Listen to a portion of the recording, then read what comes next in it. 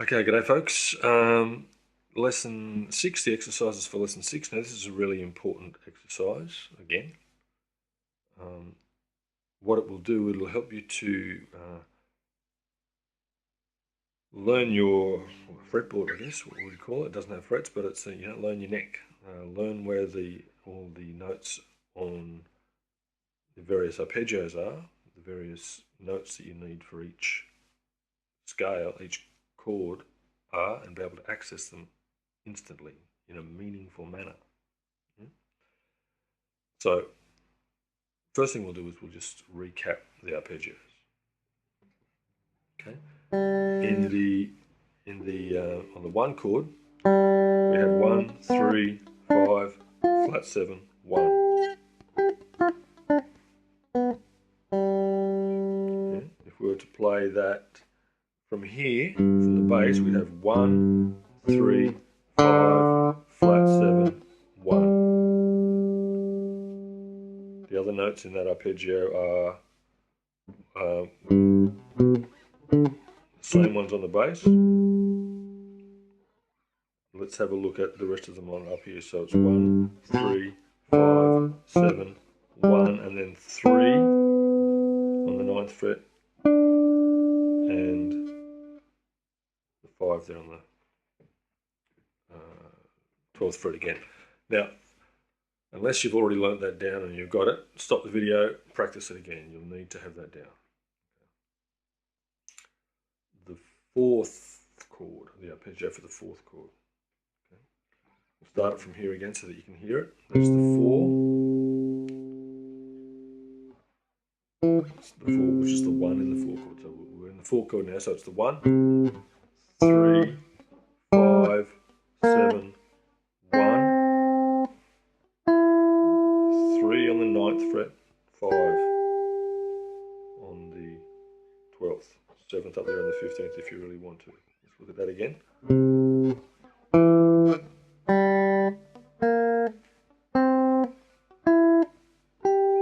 Okay, it's in your notes, so you can check those numbers and things as well. Let's have a look at what notes we've got up here. So it's 1, 3, 5, 7 now is on the 8th fret, isn't it, in the middle? And then the 1 on the 10th. And then the 3rd is on the 14th. There's your 4 chord. Again, stop the video now if you need to, and make sure that you can play all that. The 5 chord, we can start it here, or we can start it there. It's the same note. Let's start it there. So it's 1, 3, 5, 7, 1. And they're the same positions, aren't they, that we looked at when we looked at the G, because it's another open string. So 1, 3, 5, 7, 1. Let's look at what it's like on the G string. That's the 1. If we go down, we've got the 7 and the 5 in the 2nd fret. If we go up from there, we've got the 3 on the 11th fret. Yeah? So the notes in that 5 chord arpeggio are the 2nd fret, the 5th, the 7th, and the 11th. Okay. Again, if you don't have that down, stop the video, practice it before you come back for this next exercise. Okay. The exercise. The first one involves playing the 1 and the 5 from each of those arpeggios, the 1 or the 5, I beg your pardon, the 1 or the 5 from each of those arpeggios over each of the chords in your 12 bar. That's the first rule. You don't play consecutive notes on the same consecutive notes. So if you play that on one bar, you don't play it on the next bar. And you try to move to the next note as close as possible when you're changing chords. So let's just demonstrate it, eh? Get my foot up here on my foot tapping machine, and we'll have a go. Now, let's just recap again. On the one chord, we have the 1 and the 5. Yeah, the 5 and the 1. The 1 and the 5. Likewise, 1, 5, 1. On the 4 chord, we have the 1 and the 5. Yeah, the 1 and the 5. And the 1 and the 5. On the 5 chord, we have the 1 and the 5. The 1 and the 5. Yeah. The 1 and the 5. The 1 and the 5. Okay, let's see how we go. 1, 2, 3, 4. 1, 2, 3, 4. 2, 2, 3, 4. 1, 2, 3, 4. 2, 2, 3, 4. 1, 2, 3, 4. 1, 2. Back to the 1 chord. 1, 2, 3, 4. 1, 2. Now the 5 chord. 1, 2. The 4 chord.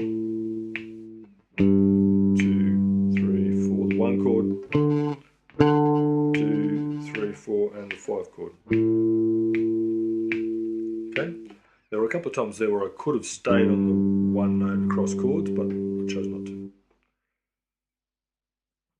Okay, the next one that we do is, once you've done that, and that'll take you a while, so keep going until you can do that at a slow tempo. Then you add the third note in. Okay, so our arpeggio, our 1, 3, 5s now are 1, 3, 5 in the 1.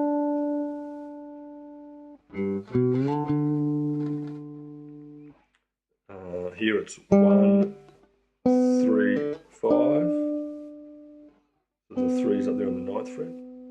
Over the 4 chord, it's 1, 3, 5. So the 3 is on the 9th fret. On the middle string, the 1's up here. So I'll go backwards to the 5 and then the 3. To the 1. So stop the video if you need to, play them again. And then we'll do the exercise. Alright, here's the exercise. Now we've got 3 notes to pick from. Okay. 1, 2, 3, 4. 1, 2, 3, 4. 2, 2, 3, 4. 1, 2, 3, 4, 2. Okay. Now the 4 chord. 1, 2, 3, 4. 1, 2, 3. Back to the 1 chord. Yeah. Now the 5 chord. 2, 3, 4. 4 chord. 2, 3, 4. 1 chord. 2, 3, 4, 5. Yeah, that's the idea. Now I didn't make most of that on the top string because it's a bit easier now. I've got more notes to pick from, but I could have used notes back here as well. Yeah. So I don't need to do that now for the exercise. You know how it works. But once you can do it comfortably on the top string, see if you can get these notes in the middle string here, because that enables you to access these ones which you may not use so much. Yeah, remember that's the 1 in the 4 chord. That's the 3 in the 5 chord. So that's handy because they're close together. And then remember those close movements become smooth melodic fragments, yeah? It's the same thing there, isn't it? Then we add the 7th note. Okay. So in the 1 chord it's flat 7, 1. On the middle string here that's the 5, the flat 7, the 1, the 3. Same on the bass. The 4 chord, now we have 1, 3, 5, the flat 7, is way up there on the 15th or back there. Our favourite riff. Yeah, on the 5 chord we have 1, 3, 5, 7. Okay, the 5 number is on the 9th fret, the 7's on the 4th. That's the 5th chord. The 5 chord on the middle string is just the same positions as the way that we played it on the top string for the 1. Yeah, so there are your arpeggios. Go away and chase them up if you need to. Remember them. Here's your exercise. 1, 2, 3, 4.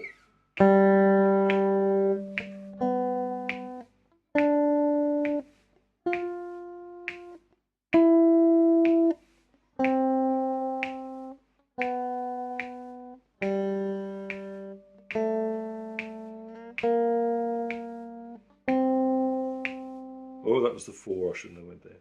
Okay, I'll do it again on a count this time. 1, 2, 3, 4, 2, 2, 3. That's just straight up the arpeggio, isn't it? Now for the 4 chord, I'll go to the 3. 2, 3, 4. Back to the 1, 2. Now I'm back on the 1 chord, so it's 1 chord. Yeah, now for the 5 chord, the closest one is the 2. 2. Now for the 4 chord, there's the 7 in the 4 chord, and then the 1 chord. And then the 5 chord, there's the 7 in the 5 chord. Yeah? Investigate that little movement there too. Now again, I did most of that, or maybe all of it, I don't know, on the top string. Just to demonstrate it. So yeah, you do the same thing, 'cause it's a bit easier, I think, doing it like that. You tend to use your top string more. But see if you can use these other ones as well. So that is like, you can do that there as well. That might come in handy for you at some stage. Now, like I said right at the start, this is an exercise that will take you some time to become comfortable with. You can also play 2 notes per bar if you want. 4 notes per bar. And you will find pretty soon that you start to become a bit more comfortable with it, and it works its way into your playing. But it may take you some time to be consistent with it. I still find it a bit of a brain strain.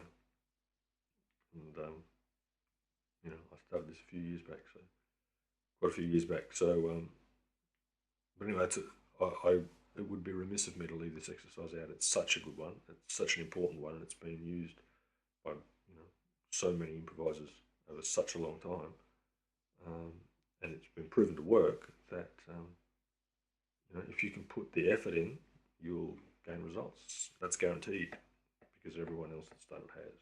So good luck with that too. Cheers.